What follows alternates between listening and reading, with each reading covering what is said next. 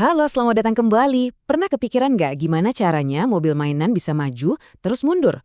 Atau gimana lengan robot bisa gerak dengan presisi kayak gitu? Nah, sering banget jawabannya itu ada di satu komponen elektronik yang kelihatannya simple tapi pinter banget. Hari ini kita bakal bongkar rahasia di balik H-Bridge. Oke, jadi pertanyaannya sederhana aja. Gimana caranya kita bikin motor listrik muter ke arah sebaliknya? Kedengarannya gampang ya, tinggal balik aja kabelnya kan? Ternyata di dunia elektronika, jawabannya itu jauh lebih elegan. Dan pertanyaan simpel inilah yang jadi pintu masuk kita ke keajaiban H-Bridge. Dan inilah dia solusinya, H-Bridge. Kenapa namanya gitu? Ya karena kalau kita lihat skemanya, bentuknya itu persis kayak huruf H. Rangkaian inilah yang jadi dasar buat ngendaliin motor DC, bikin dia nggak cuma bisa muter, tapi juga bisa balik arah sesuai kemauan kita. Konsep dasarnya itu jujur, jenius banget. Coba bayangin deh, ada 4 saklar yang fungsinya kayak gerbang buat listrik. Kalau kita buka 2 gerbang yang posisinya diagonal, kita bikin satu jalur. Nah, buat balik arah, kita tinggal tutup jalur itu, terus buka 2 gerbang diagonal lainnya. Jadilah jalur yang berlawanan. Kebayang kan? Simple banget. Oke, kita bedah dikit ya. Biar motornya muter searah jarum jam, kita nyalain saklar Q1 dan Q4. Arus listrik ngalir dari kiri ke kanan lewat motor. Terus mau putar balik? Gampang. Matiin saklar yang tadi, terus nyalain pasangan lainnya, Q2 dan Q3. Sekarang arusnya ngalir dari kanan ke kiri. Motornya pun muter ke arah sebaliknya. Kelihatan sempurna kan? Sampai di sini kayaknya masalah udah beres ya. Desainnya rapi, simetris, gampang dimengerti.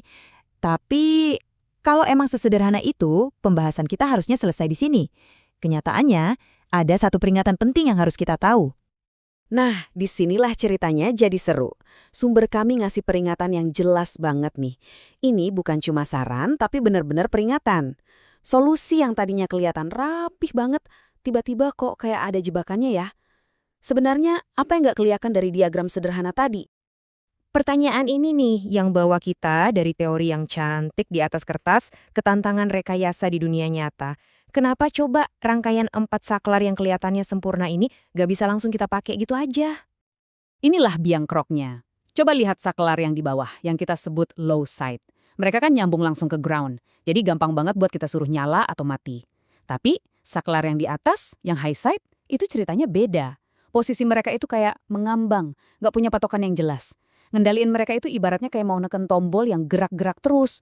Susah. Desain simple kita ternyata punya kelemahan fatal. Jadi kita nggak bisa langsung ngasih perintah ke saklar highset yang bandel ini. Kita butuh perantara, semacam manajer khusus buat para saklar ini. Tugas si manajer ini adalah ngerjemain perintah simpel kita jadi sinyal yang pas biar saklar highset ini mau nurut. Dan inilah dia spesialisnya, driver gerbang MOSFET. Anggap aja komponen ini kayak penerjemah super. Dia ngambil sinyal perintah yang dayanya kecil, terus diubah jadi sinyal berdaya tinggi yang cukup kuat buat ngendang gerbang MOSFET biar mau kebuka atau ketutup dengan cepat dan tegas. Dan pahlawan dalam cerita kita kali ini, menurut sumbernya, adalah sebuah chip dengan nama IR2110. Ini bukan chip sembarangan. Dia ini dirancang khusus buat jadi manajer H-Bridge yang bisa ngobrol sama saklar high side dan low side sekaligus pakai bahasa yang mereka mengerti. Dan inilah wujud aslinya di dunia nyata. Jauh banget kan dari gambar 4 saklar tadi? Ini rangkaian lengkapnya, teka-teki yang akhirnya terpecahkan. Kamu bisa lihat di situ ada chip driver IR2110 yang jadi otaknya. Mastiin semua saklar bekerja sama dengan harmonis. Biar kebayang, ini cuma sebagian kecil dari komponen yang dibutuhin. Ada IC IR2110, ada transistor MOSFET, terus ada kapasitor, resistor, dioda. Wah, jauh lebih rumit daripada sekedar 4 saklar kan?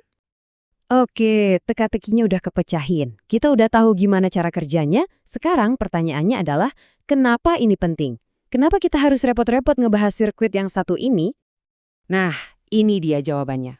Semua kerumitan ini ada tujuannya. H-Bridge itu bukan buat proyek main-main. Rangkaian ini baru benar-benar bersinar di aplikasi yang butuh daya besar. Kita ngomongin sistem yang dayanya di atas 300 watt. Di level ini, kontrol yang presisi itu harga mati. Terus, di mana kita bisa nemuin sirkuit ini? Jawabannya, di mana-mana. Mulai dari inverter di rumah, penggerak motor industri raksasa, sampai jadi jantungnya lengan robot dan bahkan mobil listrik. H-Bridge ini benar-benar pahlawan tanpa tanda jasa di balik teknologi modern. Jadi, begitulah perjalanan kita.